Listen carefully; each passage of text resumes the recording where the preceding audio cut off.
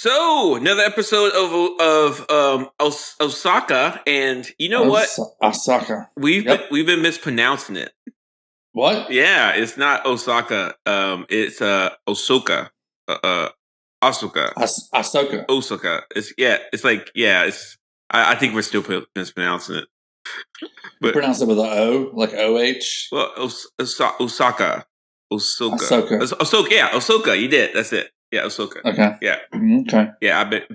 She's like she's Japanese flavored. No, I don't think so. Well, her like fighting style is. Yeah, but she's got I don't think her name was originally from that. And her equipment, like her training equipment, is Japanese flavored too. Yeah, but I don't think that. Like she's got the kendo styled helmet that you can't see through, whereas Luke Skywalker's just looked like an X-Wing fighter's helmet that had like the visor painted over or something. Yeah, but it's not. Yeah. Anyway, I have found our resident Star Wars expert, and I have been. Oh, and he told you we were mispronouncing. Yes. Which I hope our listeners are excited. We'll have a special guest after. You want to tease that? At the end. I was teasing. So at the end, after we get done with Osaka, I'm just gonna say Ahsoka. We will have a special guest, and that will kind of talk about the show and everything about it. And we're going to ask a ton of questions. It's going to be really fun. So kind of keep on the lookout for that. We found it. And I do want to say thank you to, we have a few people on Reddit kind of give me a shout out, saying they could help us out. And I appreciate that. We got one. Sweet. So we're good to go. Yep. I realized after you hooked this up that I do have a friend that's like all into Star Wars.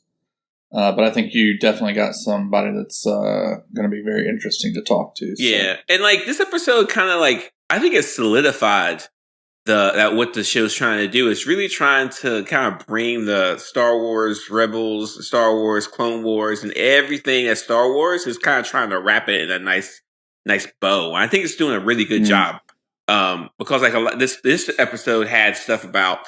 The prequel movies. It had stuff about, of course, Anakin Skywalker, played by Hayden Christensen, which I wasn't a fan of originally, but I'm really starting to like him more now, which is really interesting. I'll talk about that in a little bit. Yeah. Okay. We had the Clone Wars. We had space whales that use a warp drive in their butthole to go to hyperspace, which is really interesting.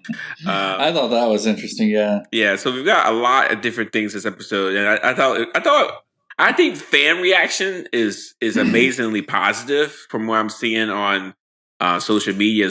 Some people, of course, are poo-pooing, but a lot of people are really loving what's going on here.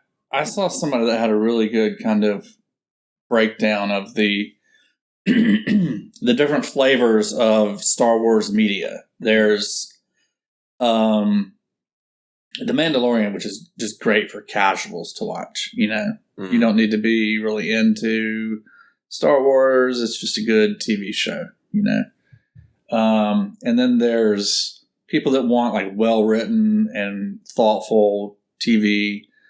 There's Andor. Yeah. And then there's Ahsoka, which is for the super hardcore Star Wars fans that like are watching everything. My wife's about to bring me a milkshake. So. Cool. Yum. Yeah, I mean, I kind of feel that way, but I also feel like it doesn't have to be that segmented off. I think Ahsoka is a show that anybody can appreciate, and it's definitely trying to connect all the different threads and generations of Star Wars. And I am really enjoying it. I think it's a well-crafted, well-developed show, well-made, great budget. All the acting's great. And, I mean, we've got so many great episodes. Like last episode 4, where I felt like it was one of the best. This episode... I still think it's the best. Yeah, this episode was okay, but still worth watching. And then we still got 3 more. We still have 3 more episodes, which just blows my mind. This show is a roller coaster for me. What do you mean? Of whether it's interesting or not. Mm-hmm. The last episode, so there was like, we had the first 2 episodes. We learn about the big ring in space they're going to use to teleport, or what do they call it? Hyperspeed? Yeah, hyperspace. Yeah. Hyperspace jump.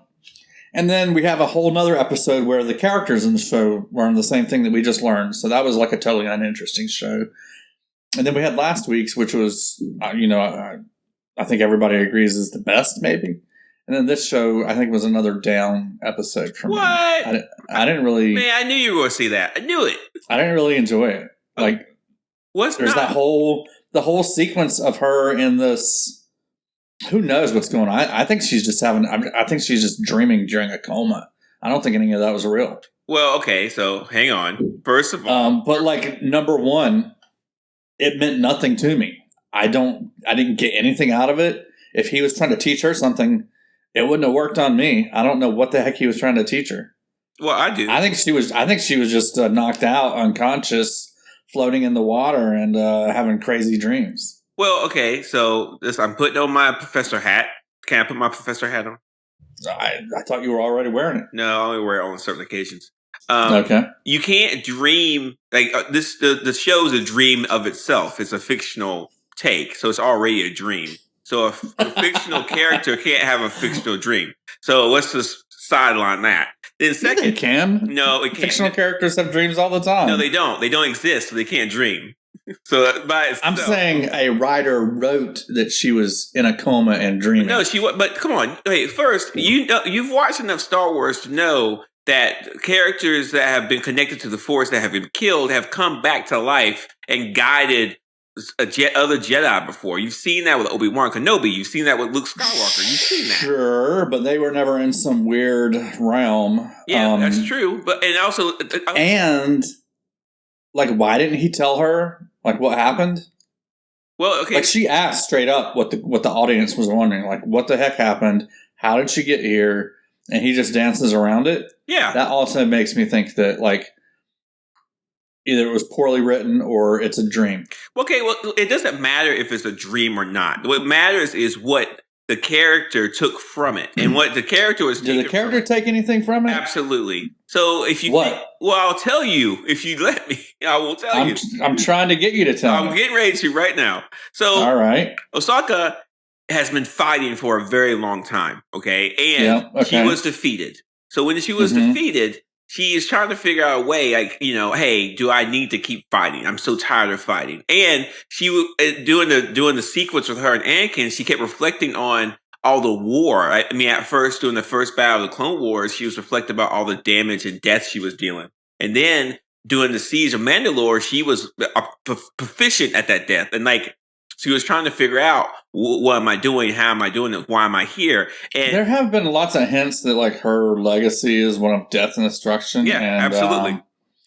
I don't know that background. Do you? Have you learned that from YouTube yet? Well, if you look at everything she's done in the Clone Wars, and I mean, think about it, Mike. Like, imagine if your only job is to bounce around the galaxy and fight people with lightsabers. After a while, you're going to get tired of doing it, especially if you don't get any support.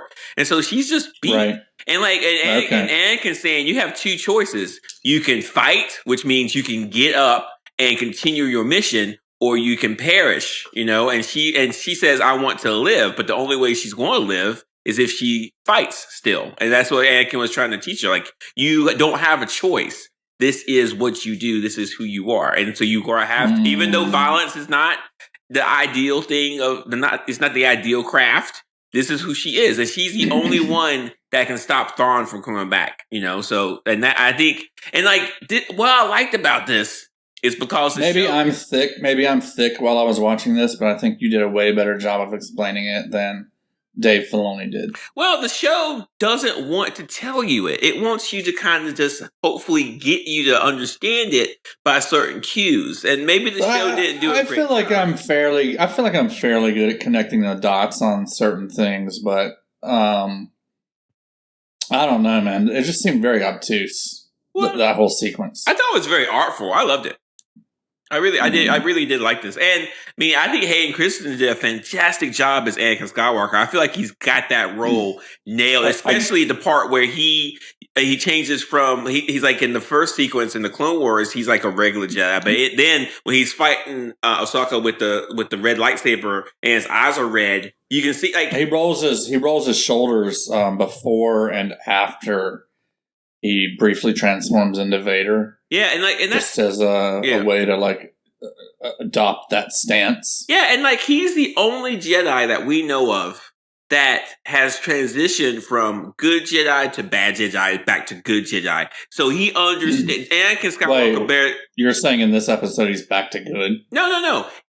Or at the end of Return of the Jedi? No, he's a mixture of both. I mean, Anakin Skywalker did an enormous, like lots of bad things as Darth Vader, but for a moment when he saved Luke Skywalker's life, he turned back into the light at the side. end of Return of the Jedi. Yeah, okay, and right. then he died, and so like he is the only person of the Jedi that he's probably other Jedi that have that, but he is uniquely suited to understand why the dark side is so powerful and why the light side's better. He knows that, and so I love the fact that they showed him light and dark, and didn't shy away from his darkness or his lightness, and just showed him as a complicated character. I thought it was really well done, and I love that they did that.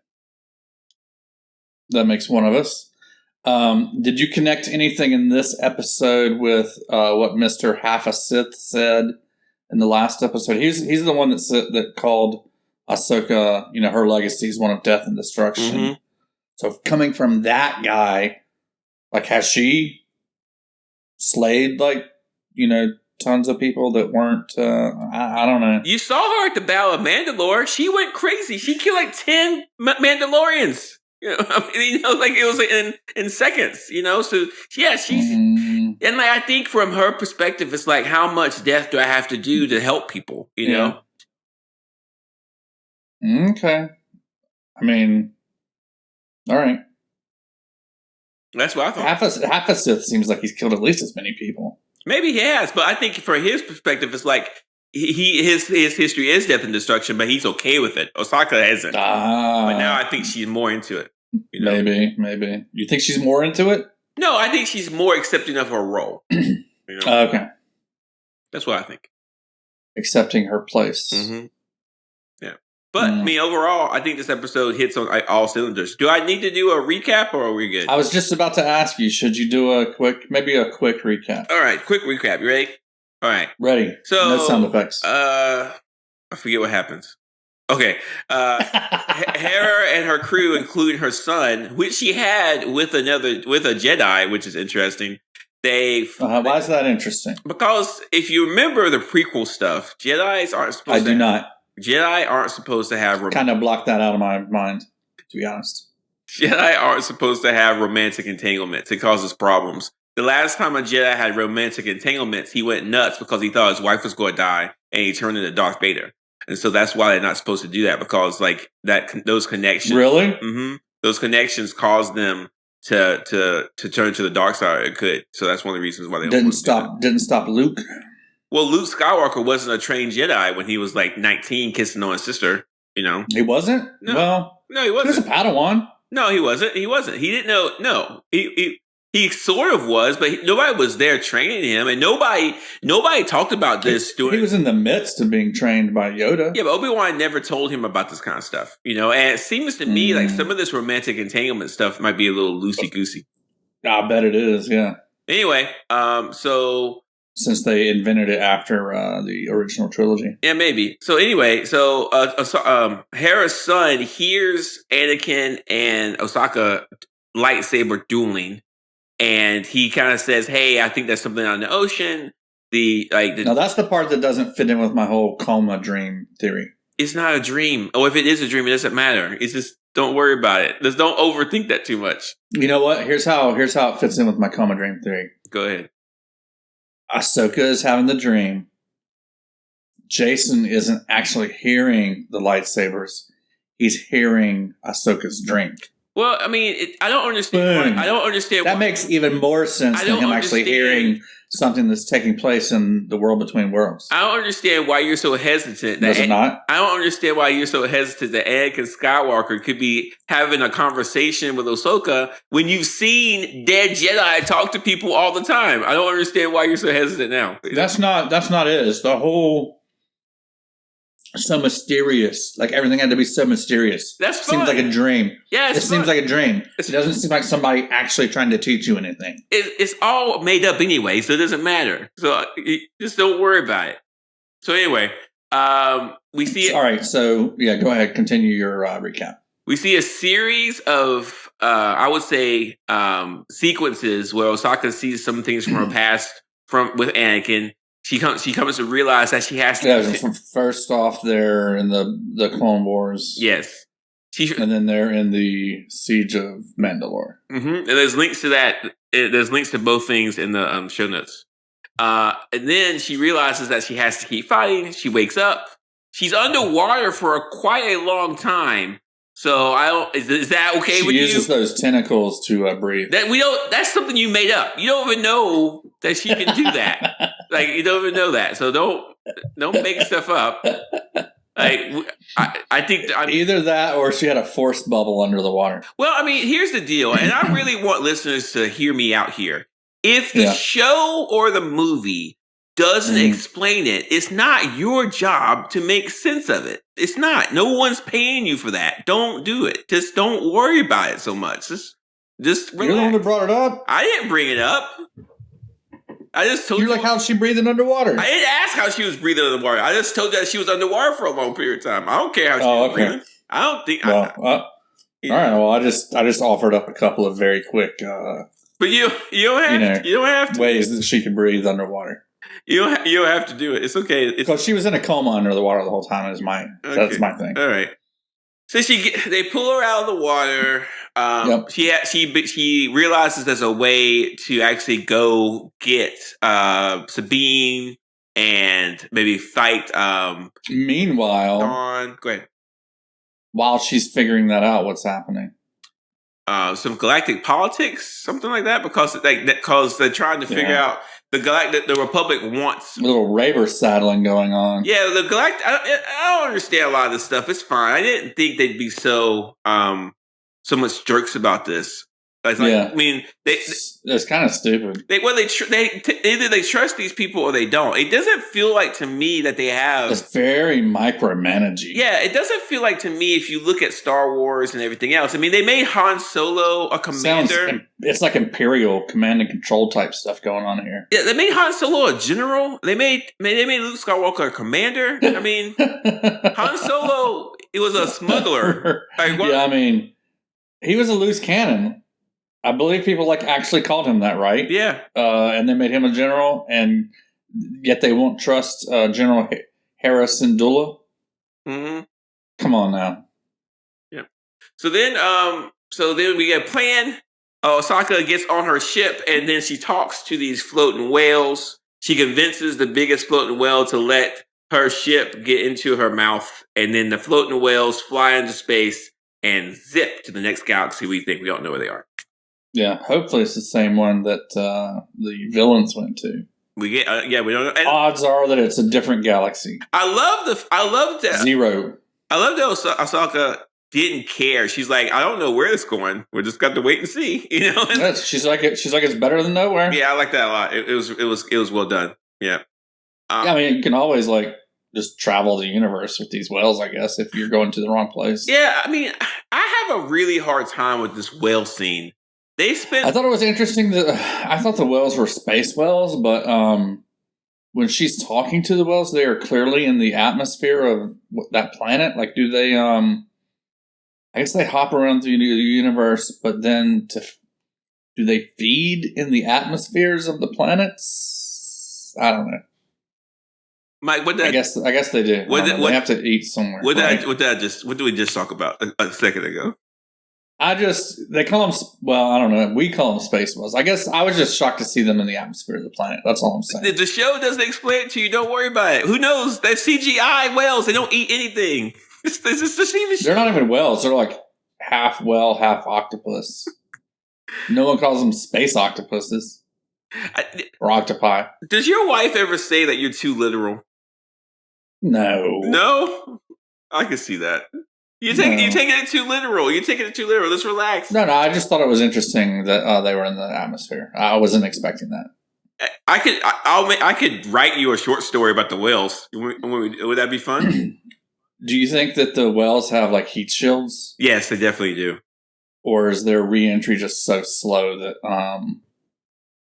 they don't have to worry about that? I think that they secrete a special mucus around their bodies. I like that. Yeah. I like that. Yeah. And if you eat heat shield mucus. Yeah, if you eat it, you get some weird visions of like. Yeah, it's like it's almost like a royal jelly. Yeah, it's just like that.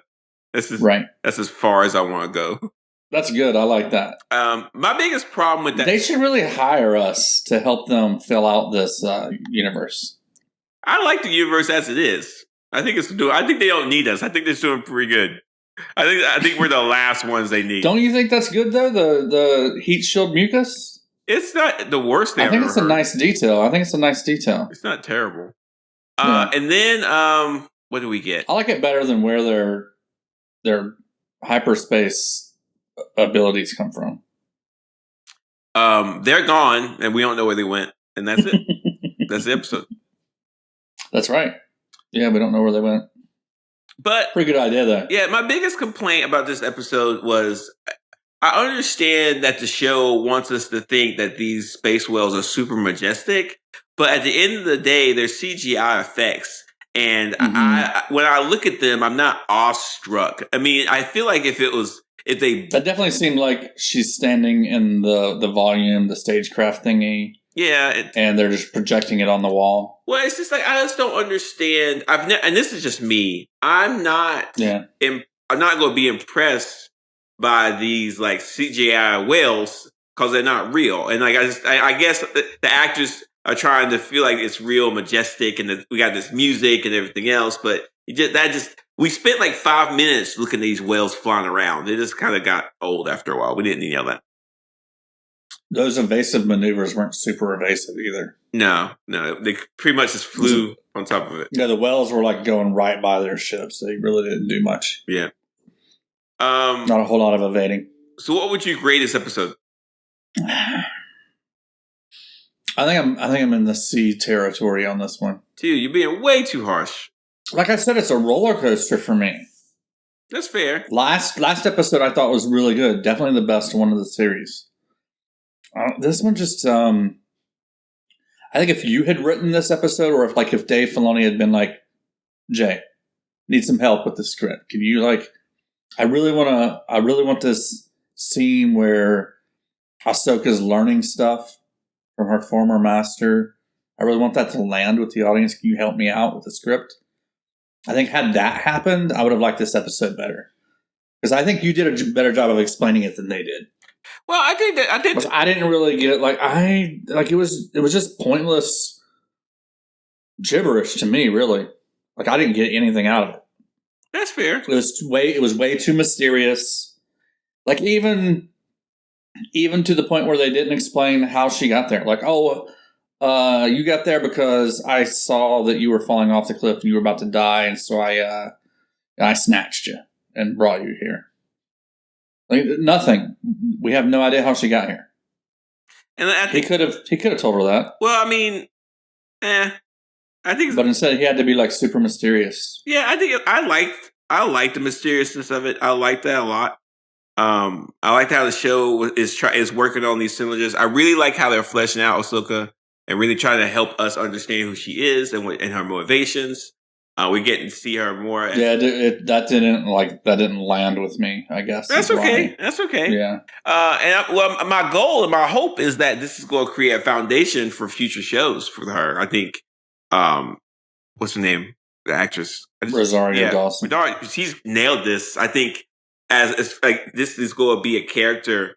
You know something else? Yeah, go ahead. I don't want to stop you. Well, this is going to be a character that people are going to say, "Oh, this is hers." Like you can't. Like she owns the character. Yeah, right? And she's like Chris Evans in Captain America. Yes, and I don't think she. Steve Rogers. Yeah, she's never had that before, and I think she's definitely got this right now, and it's going to be really impressive moving forward to see how she handles it.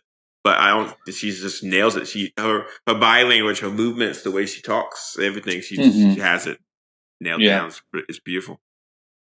I was going to say something else that I realized while watching this episode is I feel like they should weigh down Ahsoka and Hera's tentacles. Like maybe put some weight at the end of them so they don't jiggle around quite so much. Did you notice that? Mm-mm.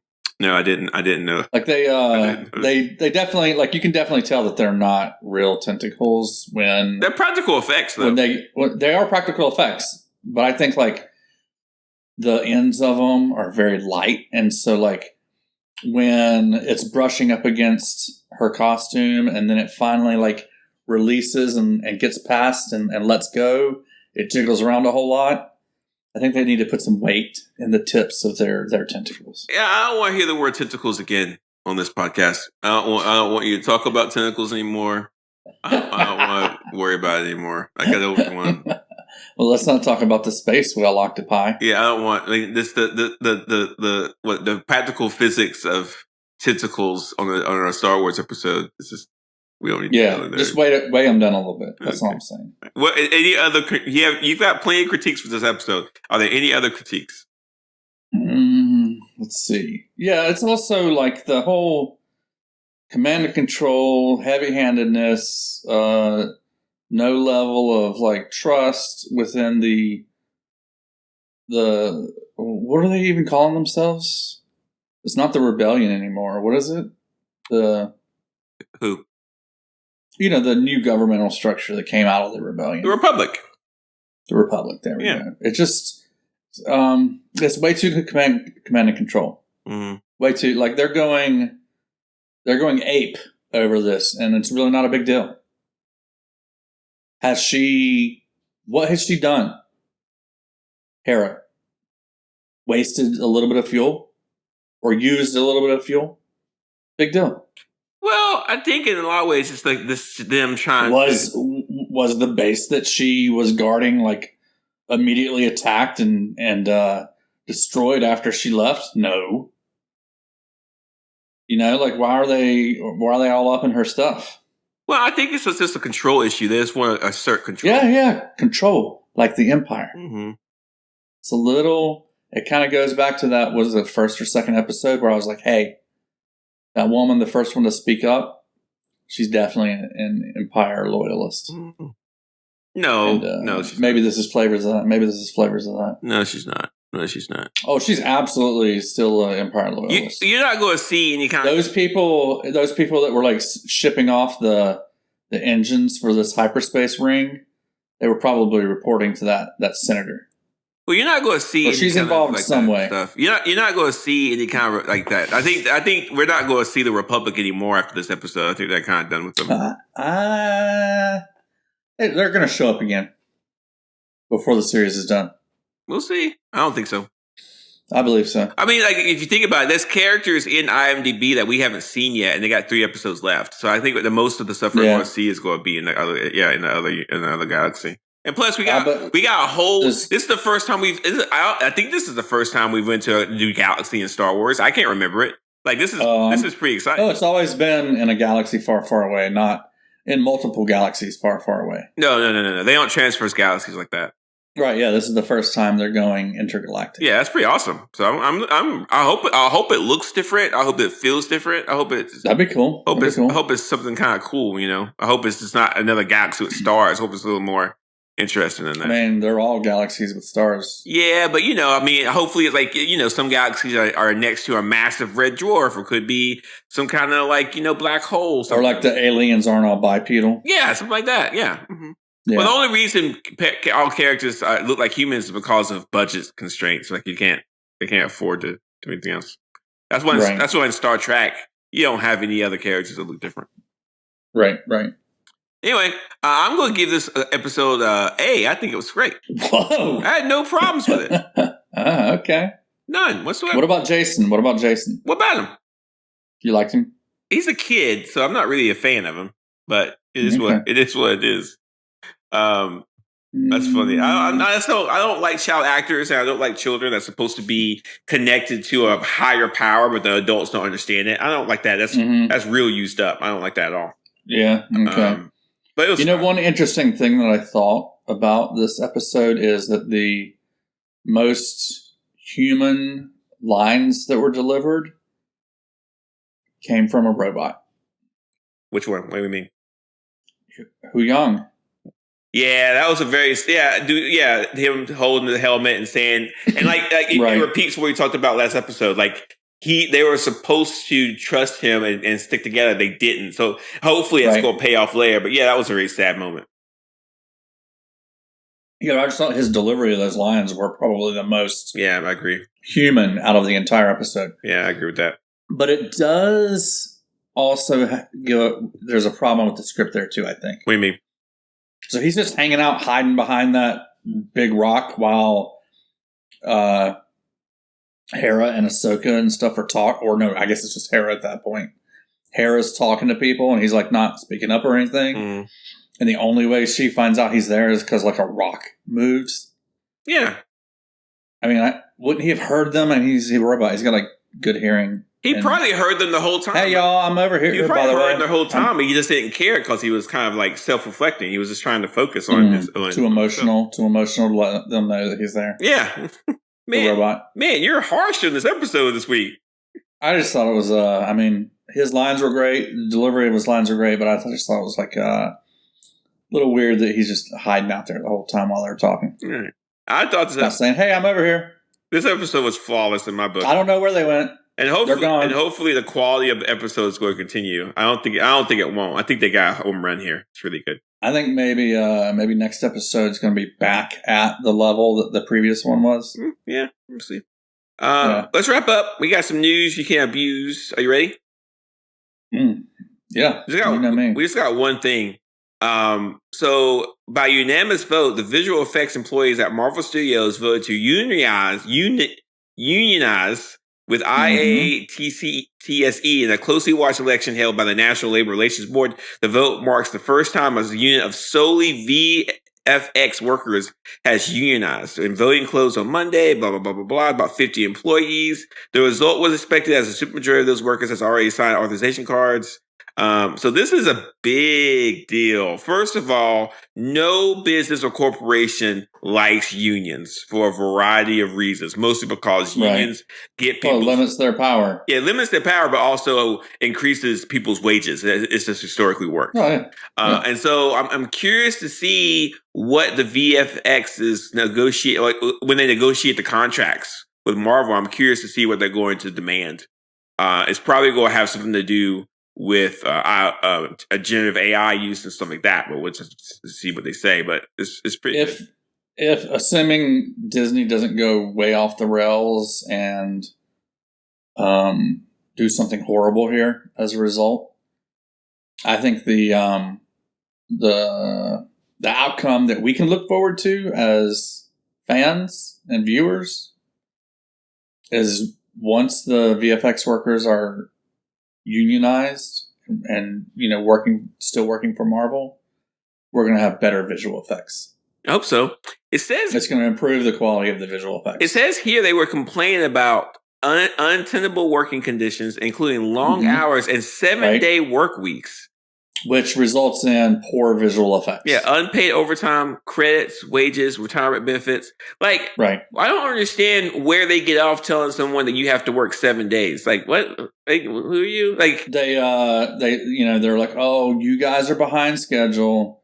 You guys said it was going to take this long. It's actually taken this long. It's not because of our mismanagement. It's your fault. You guys need to put more effort forward and get this done. Yeah, but you can't fire those people because then your thing's not going to get done, period. So it's like, right. I don't but individually they don't have much power, so they can't hey man, I'm not going to do this or I'm going to walk because they need to feed their family. But unionized, they do have power to oppose that. And as a result, we're going to have better visual effects in our movies. It might take a while to get there, but yeah, I agree with that. Yeah. So that's that. So again, workers of the world unite. The only thing you have to lose is your chains. So we're pretty excited about that. That's all I got for news you can't use this week. Next week we have more Ahsoka. Episode 6 is coming up. So we still have 3 episodes left. It's like the gift that keeps on giving. 6, 7, 8. Yeah. Hopefully episode 8 is going to be at least 2 hours. I hope they do a big old finale. Hey, so this past episode, the one that we just talked about, was supposed to be in theaters. What? Really? Yeah, they apparently put it in a few theaters. I don't know if that's worth seeing in a theater. Yeah, I just couldn't imagine actually going to the theater to watch this episode. I would actually like to see the entire 8 episodes in the theater. I wouldn't mind seeing all of them. Like, yeah, maybe they could do like a truncated edition of Ahsoka where they mash it all together and then cut out all the fat. I would just like to see the whole thing. Like I would sit in the theater and take breaks and watch the whole thing. I think it's great. Yeah, that could be cool. So Mike, how can people find out? How can people share this with their friends and family? How can people share this with people who like podcasts and like Marvel and like Star Wars, so that people can enjoy our beautiful melodic tones? We've basically said everything I was going to say, except that there's a button you can hit right now to do that. Hit that button right now and share this with your friends, your family, your group chats. Just do it. It doesn't take you much time, and it'll really help us out. Yep, it'll help us out a lot. Yeah, and we're on Patreon if you want to donate some money to us. We are on we're on Mastodon if you want to talk to us. Yeah, Instagram. We're on Threads and YouTube. That's right. Are we on Threads? We're on Threads. I never see it. I guess I'm not on Threads, so that's why. Yeah. Yeah, you have to be on Threads to see Threads. Why does that sound so odd to me? Yeah, I guess you're right. How's Threads looking right now? It's okay. Okay. Yeah. Mastodon's where it's at, though. Like, if you really want to chat with us, do it on Mastodon. Yeah. Actually, Mastodon has a very rich Star Wars talky face stuff going on. It's a lot of people talking about Star Wars. Lots of chatter about Ahsoka on Mastodon. Maybe we should do some kind of live screening. That'd be kind of fun. Where we kind of tell people, hey, we're watching Ahsoka. Join us on Mastodon. Hang out with us. Maybe. That could be cool. Yeah, we could do it. And maybe the next episode we can watch it at the time that it comes out, which is 9 p.m. Eastern. Oh my Lord, you're pushing it. No, that could be good. We could do that. Well, that's when everybody's going to be watching. Let's say the season finale. We'll do it for the series. The finale. The finale episode. We'll do that. Right. And then what are we doing after the finale? We're going to have somebody on to talk about Star Wars. Special guest. That's all I'll say. Special guest. Special guest. You can't tease anymore. Nah. About it. No. Special guest. I heard that the special guest said that we don't know what we're talking about. Star Wars. He affirms that we have no idea about anything. So it's gonna be. I feel like that's harsh. That's harsh. I like that level of truth. It's the truth. We don't know what we're talking about, but it's gonna be great for when he informs us. It's gonna be fantastic. Oh yeah, that'll be good. Yeah. All right, guys. See you next week.